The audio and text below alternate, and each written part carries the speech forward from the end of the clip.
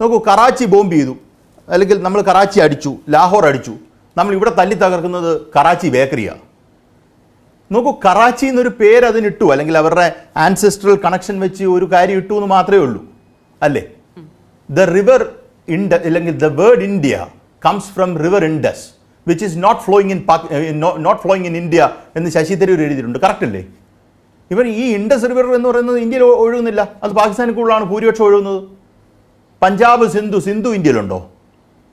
ഇല്ല.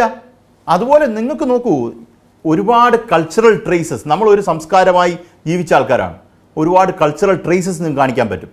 ഇവിടെ ആക്രമണം വെച്ചാൽ ഇതിനിടയിൽ കൂടെ പാകിസ്ഥാനെ പരാജയപ്പെടുത്തുന്നതാണോ നമ്മുടെ ഇമ്പോർട്ടൻ്റ് ആയിട്ടുള്ള കാര്യം, അതോ കറാച്ചി ബേക്കറി തല്ലി തകർക്കുന്നതാണോ എന്ന് ചോദിച്ചാൽ അതും വളരെ ഇമ്പോർട്ടൻ്റ് ആയിട്ടുള്ള കാര്യമായിട്ടാണ് പ്രകടിപ്പിച്ചത്. നമ്മൾ ഒന്നിച്ച് നിൽക്കണം. രാജ്യത്ത് ഈ പറയുന്ന വ്യത്യസ്തമായ ഒരു ഇതില്ല, അവർ social consciousness is one and the same എന്ന് പ്രൂവ് ചെയ്യത്തക്ക രീതിയിലൊരു സിറ്റുവേഷൻ നമുക്കുണ്ടായിരുന്നു. കാര്യം അത്രയും നല്ല രീതിയിലാണ് നമ്മുടെ നാഷണൽ കോൺഷ്യസ്നെസ് നിന്നത്. ആ നാഷണൽ കോൺഷ്യസ്നെസ് നിന്നപ്പോൾ പോലും കറാച്ചി ബേക്കറി തല്ലി തകർക്കുന്നതിനകത്ത് ഒരു ബുദ്ധിമുട്ടും ഉണ്ടായിരുന്നില്ല. അത് നമ്മൾ മനസ്സിലാക്കേണ്ട കാര്യമാണ്.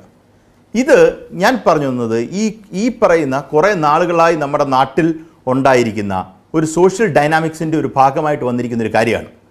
കാര്യം അതങ്ങനായി പോയിരിക്കുന്നു. അതിന് മാറ്റാൻ ഇത് ഒരു 15 വർഷം കൂടെ നമ്മൾ നേരെ കൗണ്ടർ ആക്ഷൻസ് നടത്തിയാൽ മാത്രമേ ഇത് 10 വർഷം ചെയ്തത് മാറത്തുള്ളൂ എന്ന്, 15 വർഷം കൊണ്ട് തന്നെ മാറുമെന്ന് എനിക്ക് സംശയമാണ്.